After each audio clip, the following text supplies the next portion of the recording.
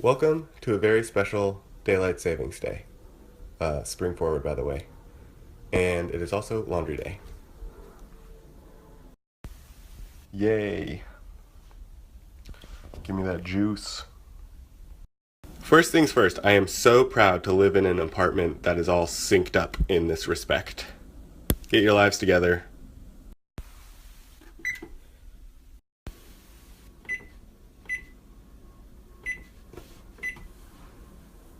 Yeah.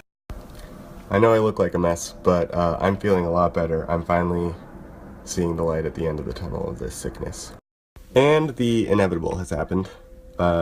Yesterday I got an email for an interview about this show. And I'm trying to decide whether or not I should respond to the interview questions live.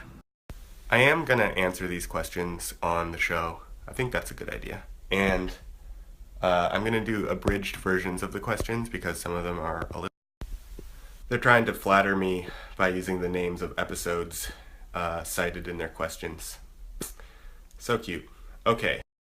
Why did you decide to make a reality show about your life, and why did you choose Snapchat? Good question. I guess I started... Oh man, I can't even remember. It was a bad idea. I had actually been talking about doing a reality show for a few weeks before I started. Mostly because there were just so many hilarious conversations and pretty deep conversations that happened about mask and the internet, like right here in this room. And I'd make jokes about like putting cameras up and like recording our conversations and then like editing them down. Because me and my colleagues at Mask, we are always joking like, I'm gonna quote tweet you whenever we say something funny or interesting.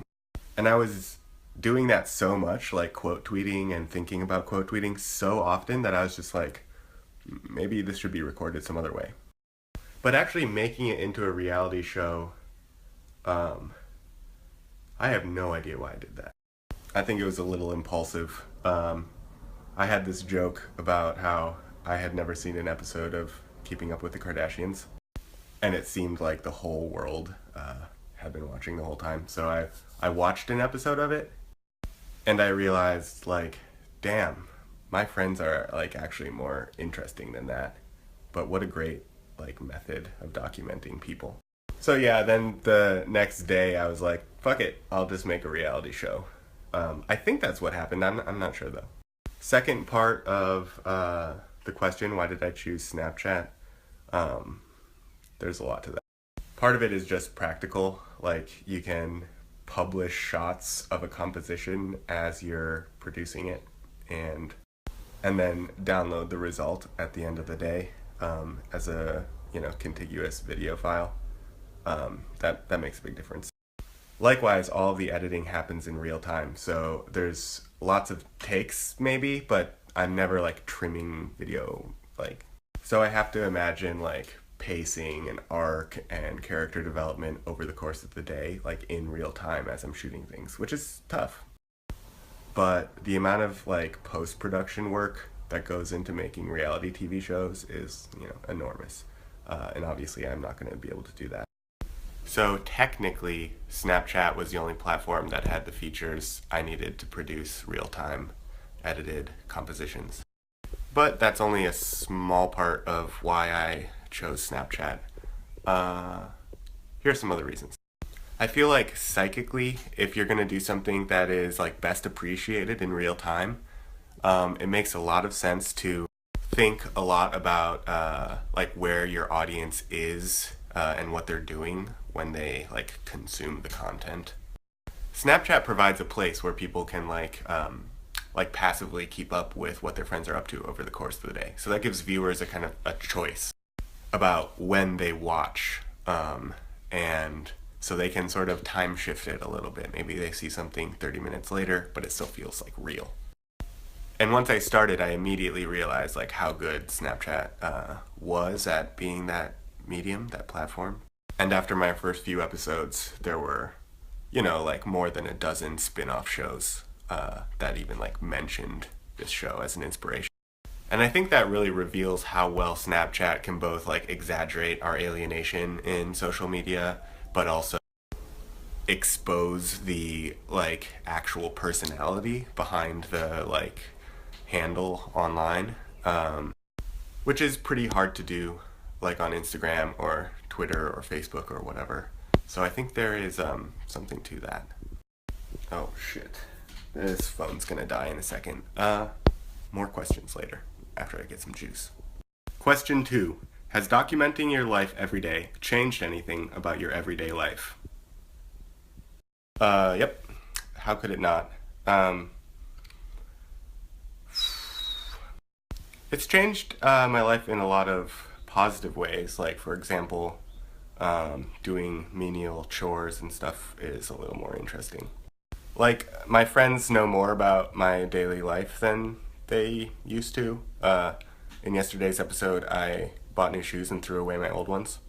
And later that same day, somebody was asking me about throwing away my shoes because they had seen it on the show. So I feel like people are like able to like keep up with what's going on in my life, and then when I interact with them IRL, they already kind of know like what I've been up to that day, which is kind of fun. Like that's what Facebook was, I guess, supposed to be at one point, but nobody really uses it for that anymore. It does take longer to do like simple tasks, like going shopping or whatever, because I'm always like filming shots. But I also find myself like more excited to do things like meet up with somebody or go on an errand. And before I was doing this show, my life was like really, really routine, and I was basically only at my apartment or the office. So I guess that's a good thing that's changed is I'm like more active and have a more varied schedule. I also have to like put a little bit more effort into like not being a total slob all the time and like dressing nicely. Case in point, I'm gonna need to get a haircut soon, and I'm gonna need to get it sooner than I would have before filming the show. It's getting a little shaggy, a little froed out, starting to look like one of those Black Panthers. Gotta cut it down. Okay, next question. In one of the episodes, you watch an episode of Keeping Up with the Kardashians and predict that viewers are soon going to be asking if your show is performance art. Is this performance art? You know, art is like a meaningless term, really. I feel like something's only art if people appreciate it as art.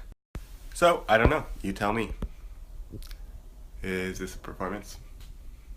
Feels real to me. What is your media diet like?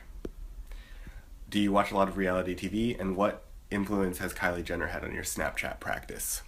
You might be surprised to know, I don't follow Kylie Jenner on Snapchat. Haven't seen any of her snaps. And there's a reason for that. And the reason is because I am still catching up with Keeping Up with the Kardashians, and I don't like spoilers. So I don't want to know what's going on in her life yet.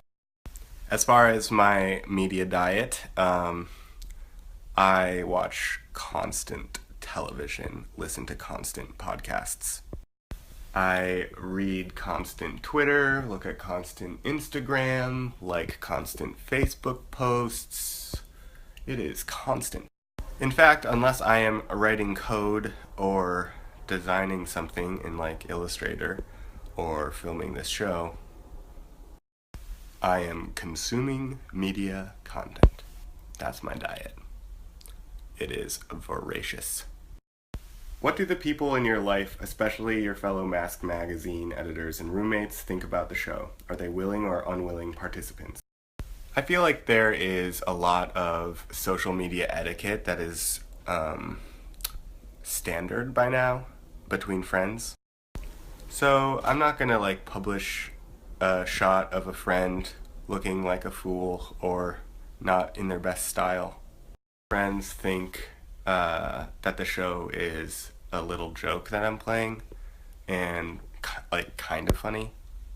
But once they make like a guest appearance or a cameo role, they tend to like the show a lot more after, so there's that. I'm often shooting like just monologue like this in our apartment or at the office, and sometimes they think I'm talking to them. It's always funny. But you can imagine what it's like to like live with me or work with me, and I feel like I'm just as insufferable as I always was. How do you think the concept of thirst plays into your viewership? That's a funny question. But yeah, sometimes I'm like shooting a scene and somebody will like send me a lewd snap while I'm doing it. But just a little public service announcement. I'm never gonna reciprocate those lewd snaps, so don't bother. But more importantly, I think one of the nice things about the show is that it really gives people a chance to like know my person. So much about representing yourself on social media is about like being aesthetically like coherent and like cute or whatever. But this like long running narrative form actually breaks through that a little bit, and I think viewers will find that they can be more comfortable representing their own personality and sort of like genuine experience of the world and have that be attractive as well. So intimacy is often used as like a kind of shorthand for like sexuality, but in fact it's about like distance and closeness. And thirsting online is really an attempt to break through the alienation of social media to close that distance. Last question. Can you make a prediction about what media and culture in the 2020s is going to be like? Here's my prediction for the 2020s. We'll all be like naked in tanks of liquid plugged up to batteries. Our brains will be directly connected to the internet, and we'll just like hallucinate misery.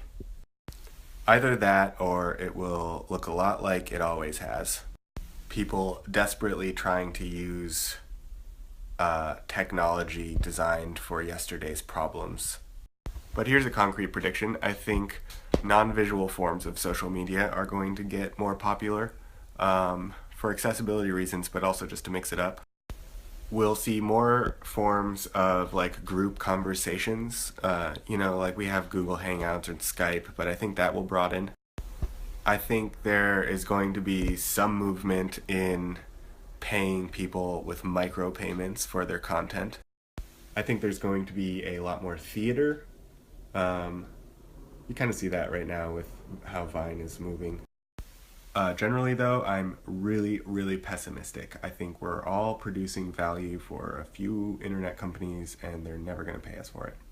So my big technology prediction for the 2020s is massive poverty and irreversible wealth inequality. Credits: Hannah, Isabel, and Anjum, all the Mask Magazine contributors and subscribers. Happy birthday to Anjum!